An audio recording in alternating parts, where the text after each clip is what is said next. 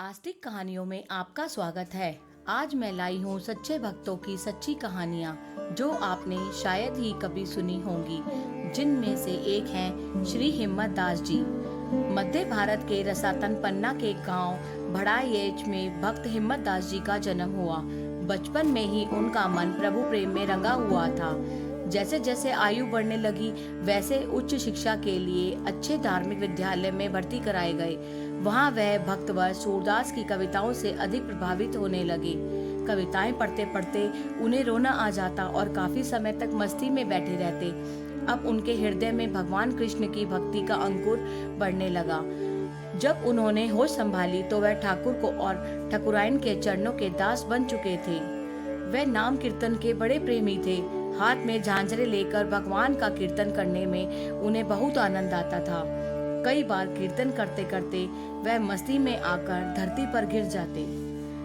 शायद पन्ना की राजधानी पन्ना में ही भगवान कृष्ण जी का एक बहुत बड़ा मंदिर था, जहाँ राधा कृष्ण भगवान की एक सुंदर मूर्ति सुशोभित थी। भक्त हिम्मत दास जी ने निर्णय लिया कि प्रतिदिन पन्ना पहुंचकर श्यामा शाम के दर्शन करने चाहिए। वह प्रतिदिन प्रातःकाल उठते, स्नान ध्यान करके कीर्तन करते और 10 मील तक का रास्ता चलकर पन्ना पहुंचते। वहां से भगवान के दर्शन करके सांझ तक वापस आ जाते। एक बार वह कीर्तन में मस्त झांझरें बजाते हुए पन्ना शहर में भगवान के मंदिर में जा रहे थे। मन में प्रभु रूप समाया हुआ था और लगन से गा रहे थे। भगवान कृष्ण का नाम लेते लेते भक्त जी जा रहे थे कि सामने से अचानक चोरों की टोली आ निकली। चोरों ने भक्त जी को पकड़ लिया और कहा कि जो कुछ तुम्हारे पास है रख दो। भला हिम्मत दास जी के पास क्या था? उनके आनंद और मस्ती के एक ही आसरा झांझरें ही तो थी। वह बोले, मेरे पास तो झांझरें ही हैं। चोरों ने वह छीन ली और अपने रास्ते चले गए। हिम्मत दास जी के रंग में भंग पड़ गया। हृदय में एक ठेस सी लगी, किंतु क्या करते, कोई और चारा भी नहीं था। दुखी हुए और मन से पन्ना दर्शनार्थ चल दिए। जीवन में जो लोग कम तृष्णा रखते हैं, उनका हृदय हर समय आनंद की याद में लगा रहता है। उनके मन में यदि कोई इच्छा प्रकट हो जाए तो प्रभु वह शीघ्र ही पूरी कर देते हैं।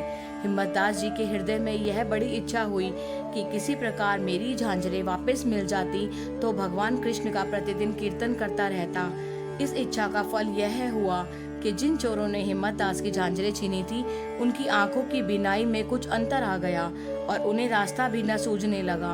अब वे पीछे की ओर भागे और सोचने लगे कि यदि वह भक्त जी मिल जाते तो उनसे मिलकर अपनी भूल क्षमा करवा लेते और हमारा अपराध इसी संसार में समाप्त हो जाता और हमें नरक की यातनाएं न भोगनी पड़ती। इतने में उन्होंने देखा कि भक्त जी शहर की ओर भागे जा रहे हैं। चोरों ने उन्हें रोक लिया और उनके चरणों में गिरकर क्षमा मांगने लगे। भक्त जी अपने खरताले देखकर बहुत ही खुश हुए। चोरों ने झांझरें उनके हाथ में दे दी। उनके हृदय का दुख मिट गया। द्वेष हृदय से जाता रहा और झूम झूम कर गाने लगे। चोरों ने विनती की कि हमारे नैनों की ज्योति कम हो गई है, हम पर कृपा करिए। भक्त का हृदय तो माखन के समान होता है। चोरों की दशा पर तरस खाकर ठाकुर को सामने रखकर एक दोहा पढ़ा। चोरी से मुख मोड़ियो, चोरन ने नंदलाल, हमरी वस्तु फेर दी, अब इनको करो निहाल।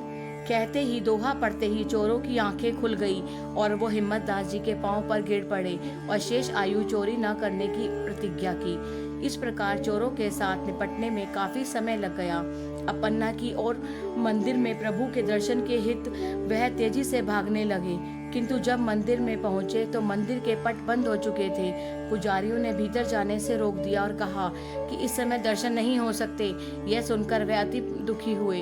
उन्हें उस समय श्री रामकृष्ण परमहंस की घटना याद आ गई। परमहंस जी कई कई घंटे पूजा किया करते थे, किंतु प्रभु के दर्शन नहीं हो रहे। प्रतिदिन रोते, खड़े होकर पूजा में लगे रहते, किंतु मूर्ति साकार नहीं हो रही। फिर एक दिन मन बदल गया। एक तलवार मंदिर में सामने लटक रही थी। कटार उतार ली और कहा, बहुत हो गया, इतने दिनों से बुला रहा हूँ, यदि आप प्रकट नहीं होते तो मैं अप्रकट हुआ जाता हूँ। तलवार खींच ली। एक छिन और निकलता तो गर्दन पर मार लेते कि सब कुछ बदल गया। मूर्ति जीवंत हो उठी। होठ जो पत्थर के थे मुस्कुराए। आंखें जो पत्थर की थी उन्होंने रामकृष्ण की ओर झांका। तलवार झनकार के साथ फर्श पर गिर पड़ी। रामकृष्ण दर्शन करते ही बेहोश हो गए। भक्त घबरा गए। 6 दिन बाद जब होश आया तब उससे पहली बात यही कही कि इतने दिन होश में रखा, अब माँ फिर क्यों बेहोशी में बेचती हो? फिर से बुला ले, जा मत। भक्त के लिए संसारी होश सोना और आध्यात्मिक बेहोशी जागना है। उस दुख के समय उन्होंने प्रभु श्याम सुंदर के चरणों का ध्यान करके यह दोहा पढ़ा। कपटन को लागे रहे हिम्मत दास कपाट, प्रेमी के पग धरत ही खुलत कपाट छपाट। मानो उन्होंने कहा कि मंदिर के कपाट तो कपटी लोगों के लिए बंद होने चाहिए, प्रेमी के तो पग धरते ही उन्हें खुल जाना चाहिए। यह कहना था कि मंदिर के दरवाजे अपने आप खुल गए। उन्हें वहां श्यामा श्याम के दर्शन हुए। इस घटना का पता जब मंदिर के महंत को लगा तो वो भागे भागे चले आए और आकर भक्त जी के चरणों में गिर पड़े और विनती की कि आप अपने रहने का स्थान यही मंदिर में बनवा लें, आपके नाम एक गांव की आमदन लगा दूंगा। पर हिम्मत दास ने यह बात नहीं मानी।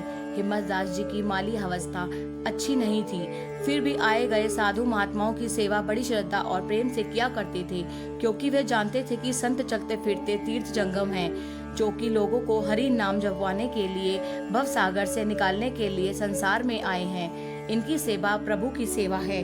जब कभी साधु महात्मा आते उनकी सेवा अपनी हिम्मत से अधिक करते, इसलिए उन पर कर्जा चढ़ता जा रहा था। उनका गांव के बनिए परमेश्वर दास के हिसाब किताब था। खाने पीने की वस्तुएं उसी से उधार मंगवा लिया करते थे। एक बार साधुओं की बड़ी टोली आ गई। उन्होंने आकर हिम्मत दास के घर में डेरे डाल दिए। हिम्मत दास जी ने खाने पीने का सामान लाने के लिए एक व्यक्ति को बनिए के पास भेजा, किंतु उसने सामान देने से इनकार कर दिया और कहा, पिछला हिसाब चुकाओ तब आगे सामान मिलेगा।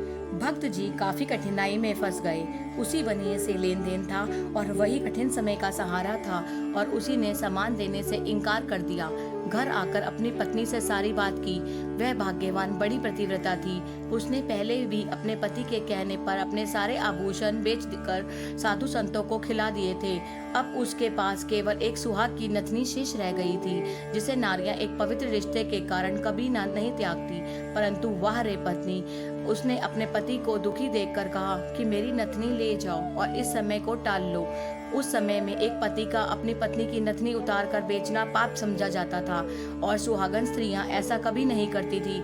साधु सेवा के हेतु भक्त जी ने यह मान लिया। उन्होंने नथनी को बनिए के पास गिरवी रखकर खाने पीने का सामान लाकर संतों को खूब सेवा की। अब महात्मा 2 दिन बाद वहां से विदा हो गए। हिम्मत दास जी को अपनी गरीबी पर बहुत दुख हुआ और न सेठ बनने की इच्छा, फिर भी नथनी को गिरवी रखने की बात हृदय में खटकती रहती थी। जो भगवान का हो चुका है, जिसका सारा समय प्रभु के याद में भक्ति में ही लगा रहता है, जिस संसार की हर वस्तु में भगवत लीला ही दिख पड़ती है, जो ईश्वर के रंग में रंगा हुआ है, उसके मन में संसारी दुख कलेश भर भी कभी प्रतीत नहीं होता। धर्मनिष्ठता, ज्ञान निष्ठ सभी पुरुष प्रभु ही से संबंध जोड़ते हैं, क्योंकि प्रभु नित्य प्रिय हैं। प्रभु का अनुरागी सदा बना रहते हैं। वे इसलिए नित्य प्रिय प्रभु के साथ प्रेम करना हर प्राणी का कर्तव्य समझते हैं। जो व्यक्ति संसार के अनित्य पदार्थों में अनुस्कत होता है, वह विपत्ति को निमंत्रण देता है। अनित्य पदार्थ अपात रमणीय होते हैं, उनका संपर्क प्रथम सुख पद होता है और परिणाम में दुखदायी। अविनाशी नित्य सुख जो आदि अंत में सम हो, वह तो केवल प्रभु ही से मिल सकता है। भक्त हिम्मत दास के मन में विचार की धारा उठती रहती है। उधर भक्त जी के मन में नथनी का विचार बार बार आ रहा है। इधर ठाकुर विचार कर रहे हैं कि भक्त का यह सोच कैसे समाप्त हो। प्रभु सुंदर ढंग से यह कांटा भक्त के मन से निकालने के लिए एक ऐसा कार्य करते हैं जिसे संसारी लोग अचंबा मानते हैं। ऐसी ऐसी करामातें मौन चुपचाप प्रभु कर दिखाते हैं कि प्राणी समझ ही नहीं पाता कि यह सब कैसे हुआ। भक्त हिम्मत दास के केस में भी ऐसा ही हुआ। एक दिन प्रभु श्याम सुंदर हिम्मत दास का रूप धारण कर बनिए के पास पहुंचे और उसे उसका सारा शेष हिसाब, जो कि 300 रुपए का बनता था, चुकाकर उससे नथनी लाकर हिम्मत दास जी की पत्नी को दे दी। पत्नी अपने पति के अकस्मात नथनी वापस लाने पर प्रसन्न हो भक्त जी से पूछने लगी कि यह रुपया कहाँ से मिला है? आप तो नदी पर स्नान करने गए हुए थे और वहाँ से इतनी शीघ्रता से वापस कैसे आ गए? भला पूजा पाठ के समय बनिए के पास जाने की क्या आवश्यकता थी? पत्नी एक ही बार में कई कई प्रश्न पूछती रही और ठाकुर मुस्कुराए। ऐसा ही है कहकर टालते रहे और कुछ मिनटों के बाद घर से बाहर आकर अंतर्ध्यान हो गए। जब हिम्मत दास जी वापस आए तो अपनी पत्नी की नाक में नथनी देखकर वे हैरान हो गए और पूछने लगे, कब वापस लाई हो? पत्नी ने कहा, अभी तो आपने स्वयं लाकर दी। पत्नी के इन शब्दों से आपने स्वयं लाकर दी है। भक्त जी कुछ दुखी हुए, झट बनिए के पास पहुंचे ताकि पता लगे कि कारण क्या है। बनिए ने आज उनका मान किया और पूछा कि किसी वस्तु की जरूरत हो तो खुले मन से कह दे।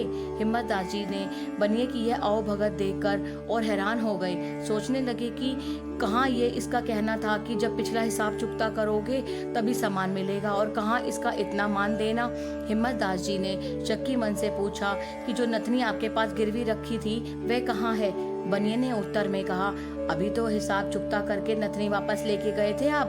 अब इन बहकी बहकी बातों का क्या कारण है? झट बनिए ने हिसाब किताब की वही हिम्मत दास के आगे रख दी। वहां पर रुपया भी अगत पड़ा हुआ था और साथ ही उनके हस्ताक्षर भी। बस फिर क्या था, सारा शक जाता रहा। समझ आ गई कि सारी कृपा श्याम सुंदर और राधे रानी की ही है, जिन्होंने चोरों की आंखें खोल दी और जिन्होंने मेरे कहने पर मंदिर के कपाट भी खोल दिए, और जब मेरी जीवन नैया को अपनी ओर खींचे लिए जा रहे हैं। इन विचारों से उनकी व्यवस्था और ही हो गई और हिम्मत दास जी धन्यवादी के भाव में ऐसे डूबे कि 2 दिन के बाद होश आए। घर वापस आकर पत्नी से बोले, देवी आज तेरा पतिव्रत धर्म और पति सेवा सफल हो गया। तुम इन्हीं आंखों से प्रभु श्याम सुंदर के दर्शन किए, पर मैं बेचारा ऐसा ही रह गया। उन्होंने मुझ पर प्रसन्न होकर मेरा रूप धारा और बनिए का सारा हिसाब चुकता करके नथनी वापस लाकर तेरे नाक में पहना गए। देवी तू धन्य है। जैसे ही वे गा गा कर नाचने और रोने लगे, तब भी ठाकुर श्याम सुंदर राधा जी के संग प्रकट हुए और भक्त जी को प्रेम से हृदय से लगाकर बोले, लो जी भरकर हमारा दर्शन कर लो। दर्शन देकर श्यामा श्याम अंतर ध्यान हो गए। अंततः इस नश्वर संसार को छोड़कर भक्त जी सह पत्नी ठाकुर के दिव्य धाम में पधारे और अपना पूरा जीवन वहीं बिता दिया। बोलो श्री बांके बिहारी लाल की जय।